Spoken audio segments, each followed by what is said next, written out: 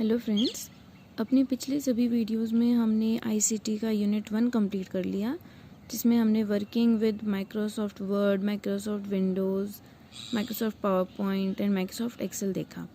अब अपना second unit start करेंगे, जिसमें फर्स्ट टॉपिक है आपका इंटरनेट। इंटरनेट का कॉन्सेप्ट क्या होता है, डेफिनेशन क्या होते हैं और इंस्ट्रक्शंस में या टीचिंग में आप इंटरनेट को किस तरीके से यूज़ कर सकते हैं। इसके साथ ही हम देखेंगे कि basic modes of use of internet क्या हैं, जैसे कि ईमेल है, फाइल एक्सचेंज है, डिस्कशन ग्रुप्स है, लाइव चैट है और नॉलेज नेविगेशन है।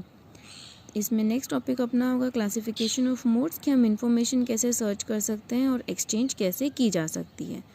And last but not the least है स्मार्ट क्लासरूम्स, कि स्मार्ट क्लासरूम्स क्या होते हैं, उसका कॉन्सेप्ट क्या है, कौन से इक्विपमेंट्स इसमें ज़रूरत पड़ती है, ऑर्गेनाइजेशन किस तरीके से होता है, इनका ऑपरेशन क्या होता है और टीचिंग में इनकी क्या इम्पोर्टेंस है। तो आज हम स्टार्ट करते हैं इंटरनेट से। What is internet and it's definition.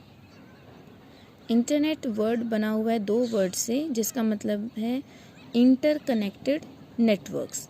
इसमें आप देख सकते हैं जो ये रेड सर्कल्स हैं, ये बहुत सारे नेटवर्क्स हैं और ये सभी नेटवर्क्स एक दूसरे से कनेक्टेड हैं।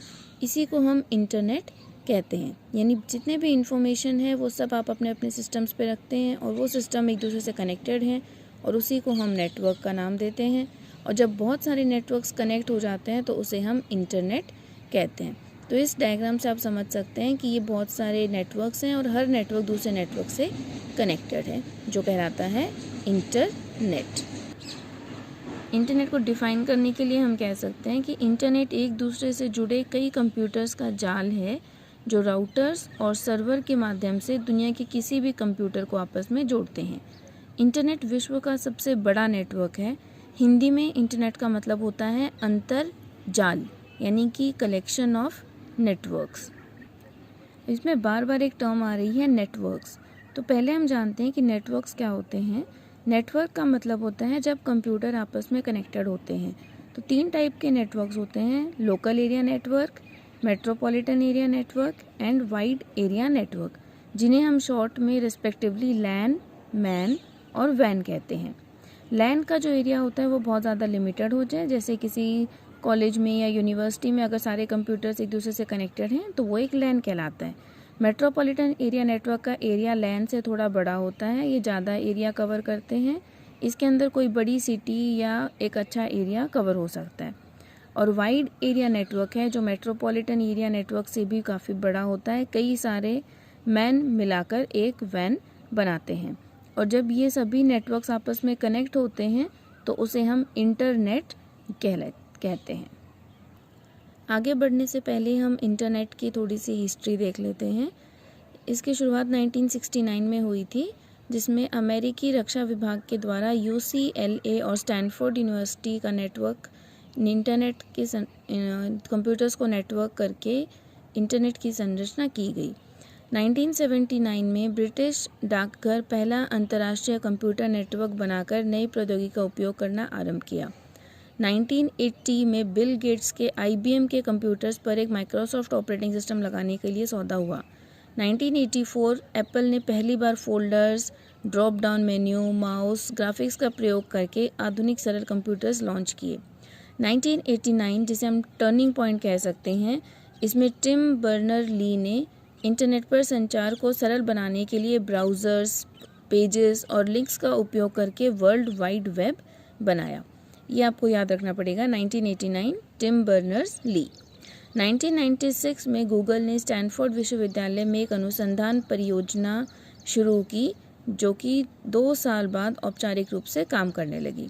2009 में डॉक्टर स्टीफन वॉल्फ्रेम ने वॉल्फ्रेम अल्फा लॉन्च किया। ये थी अपने वर्ल्ड में इंटरनेट की यूज़।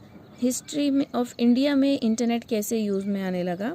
तो भारत में इंटरनेट 80 के दशक में आया, जब ornate, educational and research network, जो अर्नेट का फुल फॉर्म है, इसको सरकार, इलेक्ट्रॉनिक्स विभाग और संयुक्त राष्ट्र प्रगति कार्यक्रम की ओर से प्रोत्साहन मिला। सामान्य उपयोग के लिए इंटरनेट 15 अगस्त 1995 से उपलब्ध है, जब विदेश संचार निगम लिमिटेड या VSNL ने गेटवे सर्विस शुरू की। और आज के लॉकडाउन के टाइम में जहाँ बहुत सारी जनता घरों में बैठी है, तो उसमें इंटरनेट का इसका बहुत ज़्यादा योगदान है। क्योंकि इंटरनेट पर आप एंटरटेनमेंट, एजुकेशन, अपना कनेक्टिविटी, कम्युनिकेशन सब कुछ आसानी से कर सकते हैं और अपने इंफॉर्मेशन को लगातार बढ़ा सकते हैं। नेटवर्क्स को सक्सेसफुल बनाने के लिए कुछ नेटवर्किंग डिवाइसेस की या उपकरणों की ज़रूरत होती है, जिसमें कि मॉडेम सबसे इम्पॉर्टेंट है। मॉडेम का फुल फॉर्म होता है मॉड्यूलेटर प्लस डीमॉड्यूलेटर। मॉड्यूलेशन का काम होता है कि जो भी हम कंप्यूटर पर डेटा टाइप करते हैं वो डिजिटल फॉर्मेट में होता है, उसको वो एनालॉग फॉर्मेट में कन्वर्ट करता है। और डीमॉड्यूलेटर इसको अपोजिट करता है, एनालॉग फॉर्म का डेटा को डिजिटल डेटा में कन्वर्ट करता है। एग्जाम्पल के तौर पर हम कह सकते हैं, जैसे मैं ये ऑडियो लेक्चर बना रही हूँ, वीडियो लेक्चर बना रही हूँ, तो इसमें मेरी आवाज़ जो है वो ऑडियो है, या फिर हम कहेंगे जिससे हम एक ये एनालॉग सिग्नल है। लेकिन जब आपके सामने ये प्रेजेंट हो रहा होगा तो ये एक डिजिटल फॉर्मेट में स्टोर होगा और फिर एनालॉग मॉडेम की हेल्प से ये इंटरनेट पे ट्रांसफ़र करेगा और आप तक पहुंचते समय फिर ये एनालॉग से डिजिटल में कन्वर्ट होगा।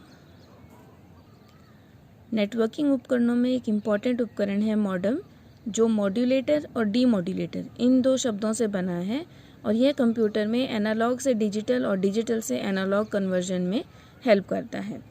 इसके साथ ही राउटर, स्विच, हब, गेटवे ये सब भी कंप्यूटर नेटवर्क्स में यूज़ होते हैं, लेकिन मॉडेम आपके लिए बहुत ज़्यादा इम्पॉर्टेंट है, इसका फुल फॉर्म आपको पता होना चाहिए।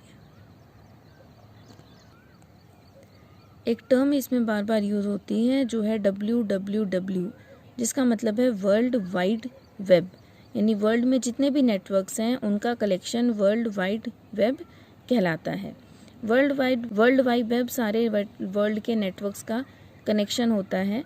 इंटरनेट का उपयोग हम सूचना तकनीकी में सबसे अधिक करते हैं और इंटरनेट हज़ारों लाखों स्वतंत्र नेटवर्क्स का एक संयुक्त नेटवर्क है, जिसमें हर नेटवर्क और कंप्यूटर एक दूसरे से जुड़ा हुआ है और इन्फॉर्मेशन या सूचनाओं का आदान प्रदान कर सकता है। जब भी आप गूगल पे कोई भी वेबसाइट खोलते हैं तो उसमें स्टार्टिंग में www लिखा होता है। जैसे रीडिफ खोलना है तो www.rediffmail.com, या फिर आपको याहू सर्च करना है तो www.yahoo.com। तो इसमें जो www है उसका मतलब है वर्ल्ड वाइड वेब।